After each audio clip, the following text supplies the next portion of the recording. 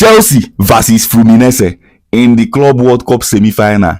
This is my match preview on Chelsea versus Fluminense. Chelsea in this match are the favourites, but Fluminense are no push aside. This is the team that has defeated the last Champions League finalist Inter Milan, and also a team that has defeated Al Hilal, who were impressive in this tournament. Al Hilal, remember, defeated Man City, and they went in that game with Al Hilal being favourites, and they came out victorious, just like the other day against Inter Milan. And in this match, if Chelsea are not careful, or Chelsea doesn't give them enough respect in which they duly deserve, they might actually shock Chelsea, because they have the tools, the experience, the young age to do whatever they want to do and to hurt any opponent in this competition. Now, let us quickly dive straight into what Fluminense, or how Fluminense can hurt Chelsea. This is a team that set up with 5 at the back, 5-4-1, with Thiago Silva being at the heart of defense. What a story this young man is writing for himself, as well as their coach. Again, in this team, they have a good squad depth.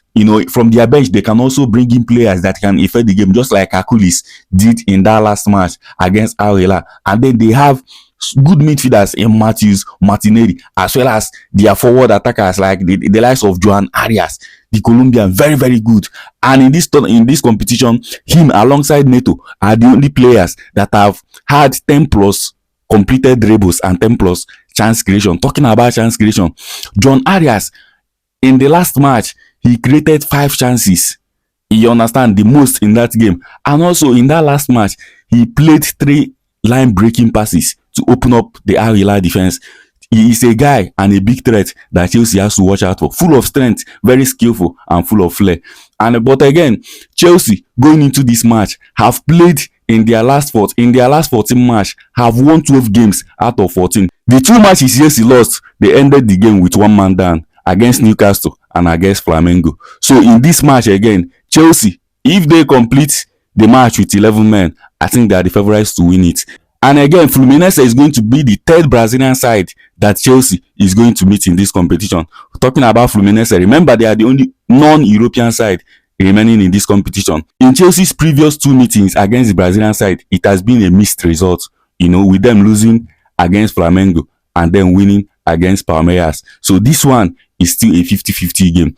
Let's quickly look at the behavior of Chelsea when they have the ball. Remember the last time against Palmeiras, Chelsea played with, when they have the ball, they settle with 3 at the back, where you have Chalobah, you have Cole, who is going to miss this match, you understand, as a result of suspension, as well as Delap, who is also going to miss this match. And then they had Cucurella here. Cucurella was not on the half space, neither was he holding the width like the previous matches. So with different matches, Enzo Maresca studies the opponent and effect the play with what he wants, you understand, and little adaptation, the same structure, almost the same structure, but a little adjustment here and there.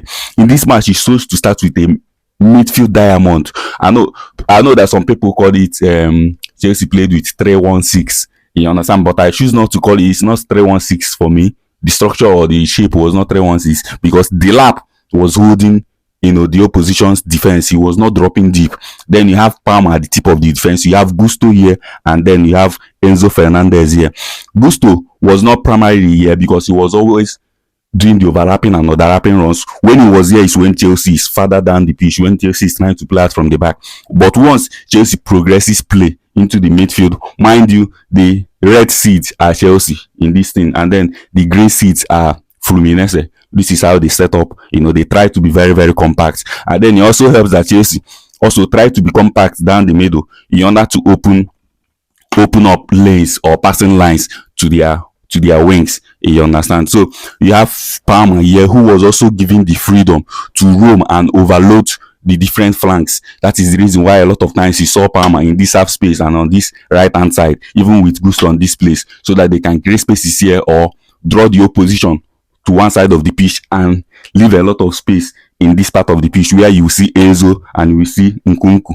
But I don't think Nkunku is going to start this game. I think with the absence of Cole, definitely Tosin is going to come in. So you're going to see the likes of, Chalobah here, Tosin down the middle, and then maybe Cucurella here. Or you might also, I don't know about the well-being of James, if he's going to start or Gusto is going to start ahead of him.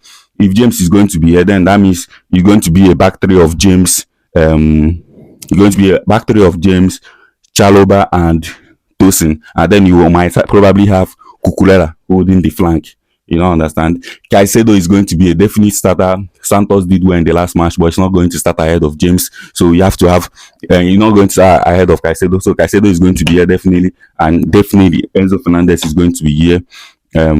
Whether or not it's Gusto that is going to start, I don't know for now. If James starts, then James has to be here. Then Gusto will have to be on the right hand side. You understand? And then you have Kukurela on this light, on this left hand space, or he will be holding the width on this left hand space. Then you will probably have, I feel like this match, João Pedro is going to start, and if he starts, he's going to be inverted in the left half space. Then you have the strike. I feel like Jackson will still lead the line regardless.